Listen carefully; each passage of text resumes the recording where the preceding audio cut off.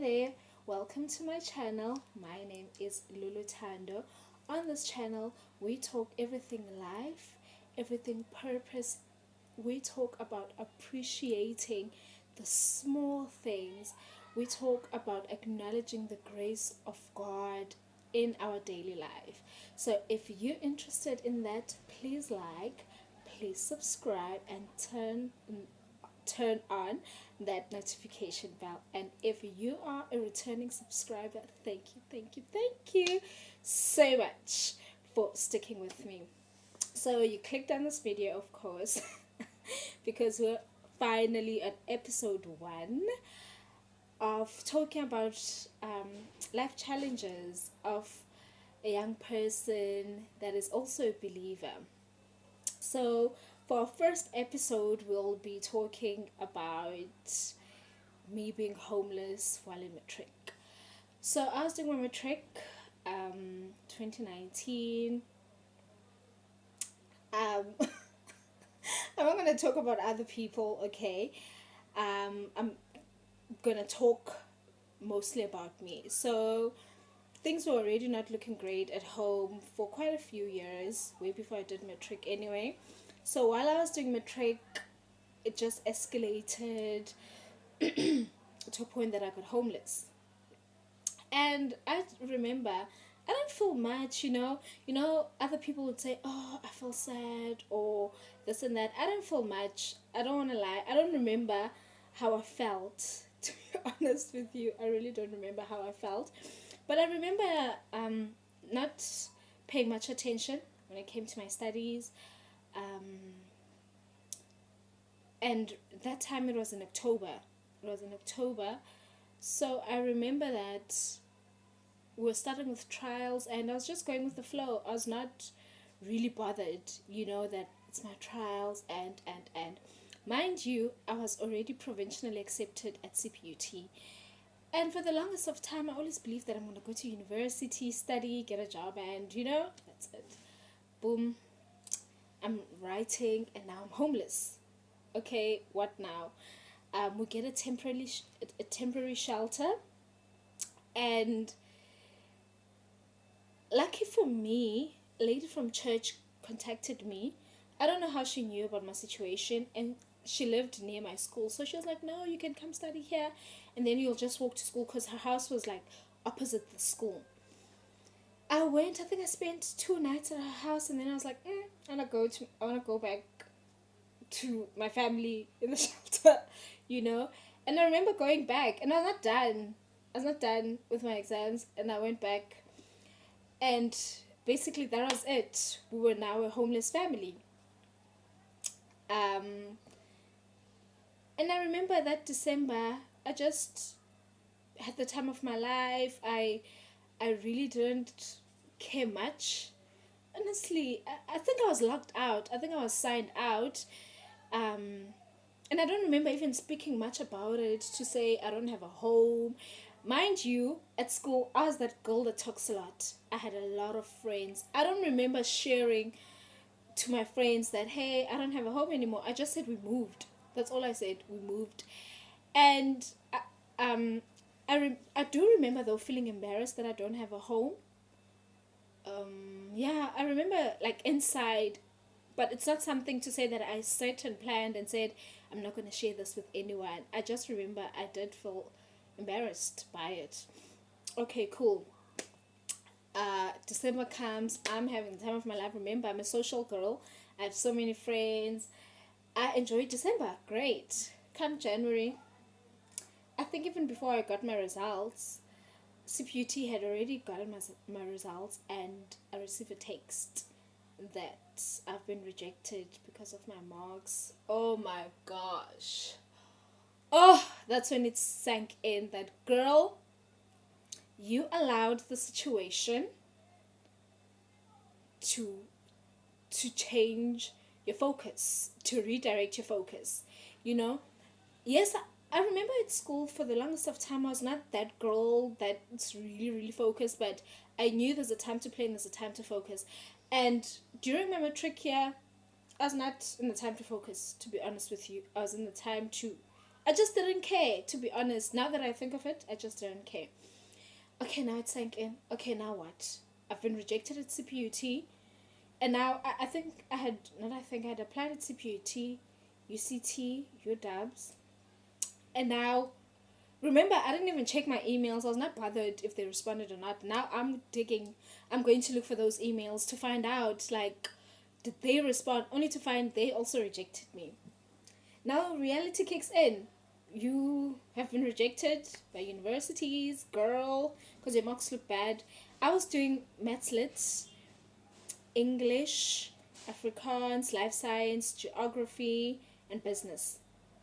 My worst marks were maths lit and life science. Those were the worst. I got a 1 for life science and a 2 for maths lit. I remember how embarrassed I was to even show my mates. Because remember, you go get the statement at the school. I was so embarrassed. Because I was that girl for don't understand something. Teacher! You know? Now I'm so embarrassed to show them. For a very long time then. Not for a very long time. So after that, I was like, okay, cool. I don't have a home one. My marks look horrible. No university is going to take me. Let me look for a job. Did that not fail as well? Did that not fail as well? I didn't get a job. That whole year, I matriculated in 2019, the whole of 2020. I didn't get a job. I was doing nothing basically with my life. I was selling here and there. I don't even know where the passion of selling came, but I was selling here and there.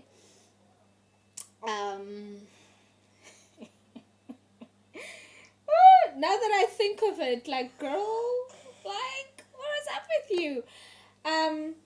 Me sharing my story, this story specifically, is because now that I'm older, I've learned that do not allow the situation to change you. Do not allow the situation to be an excuse not to thrive. Because challenges and situations, because you're alive, because you've got blood, things are gonna keep on happening. Because at the end of the day, it's the battle between good and bad. So obviously, when you're in the good path, when you're trying to do your best, the bad will keep on popping up because they're trying to remove you. They're trying to deviate your focus. So that is gonna happen. And just to go back to my story, I remember at that time. After a while, I think in 2020 now. Remember in 2019 for a long time, I didn't know how I was feeling. I didn't know what's up with me. Now in 2020, I remember feeling so alone. Feeling like, okay, my life is done. Remember, I had it all planned out. I'm going to go to university. I'm so smart. Or if I don't go to university, at least I'm going to get a job and take care of my family. You know, at least I'm going to do something. Now 2020 comes. I'm not doing anything. And you know how it is in the township. Everyone would be asking you, what are you doing this? And I'm like, oh, I'm not doing anything. So I started feeling so alone and feeling so let down and started blaming people now that's why I'm here, because you did that. And I didn't take accountability. But now that I'm older, 2021, then I enrolled at a college, I quickly had to realize that I had a choice. God, although I was going through that rough patch, and remember, if you're going through the same thing, maybe you're homeless, especially as a child, it's not your fault to begin with. You didn't place yourself in that situation to be homeless. Unless you ran from home, that's your fault. But, I mean, if it so happens, like it happened with me, that I didn't have a home because of stuff that was happening with my family setup at that time, it's not your fault. I quickly had to realize that, yes, it's not my fault, but God was still there in the small things that I was ignoring. For example, although I didn't have a home, I don't remember starving. I don't remember being naked. And I'm sure even people that knew me from 2019 are going to be shocked to hear that I was homeless. Because I always looked clean. My hair was always done. God was so good, man. I remember even for my matric dance, there's a lady that sponsored my nails. People didn't even know that. My hair was done, my dress. I looked gorgeous. So even when I was doing matric, look at the lady from church that offered that I stayed at her house so I could study, and I was just like, nope, I'm out. You know, God was with me. Yes, you're in the situation, but God is there. So basically what I'm trying to say is that listen to that voice. Listen to that voice that is telling you to do the opposite. That is God trying to lead you into the right direction. Because look now, I had to do damage control for how many years? I had to do damage control for so many years. Oh my gosh. When I could have been further. If I had woken up in 2020 and realized that it's my fault, that I didn't pass the way I was supposed to pass. Because when I look at my reports even now, I was doing great. Compared to my metric results, I was doing great, and that's because my mind was at the right place. But I allowed that situation to shift my focus. I allowed it, and I didn't listen to God. I was just like, oh, I'm gonna do this on my own. So also now in my life, I've grown to be in tune with my inner voice, and most as a believer, I believe that my inner voice is God. So I've now that I'm grown, I've paid a lot of attention to my inner voice, and I've realized that it never lies. If my inner voice says don't do that, I listen to it. Yes, I'm not an A student when it comes to that. I've not obviously aced it yet, but in most things, in most challenges, I'm always so thankful that I actually listen to my inner voice, because it always works out for better. So with this video, I'm just trying to say that you may be going through maybe even worse than being homeless, but those challenges pass. It will be like you were never in that position. Trust God. When I think of it now, the best thing that my mom ever gave me in this life was God. God does not judge. God does not choose sides. God does not want you to be perfect. God knows you inside and out. God knows exactly what's best for you. So there's no one else, there's no better option than Him, because He created you. So He knows exactly what is best for you. So who better to run to than Him? So I can't turn back the clock, unfortunately. But all I can do is try to help another young person to not take the route that I took. Thank you so much for tuning in. If you've watched till this moment, thank you so much. Your support does not go unnoticed. I enjoyed making this video. Please comment what you thought about it. I was so nervous because I didn't want to share too much. I had there's so many people I had to protect in the story, because at the end of the day, I don't want to taint anyone's image. I want to still keep it to being my story and solely me. I don't want to taint anyone. I don't want to speak ill of anyone. So I was really nervous doing this. That, oh, what am I going to say? What am I going to say?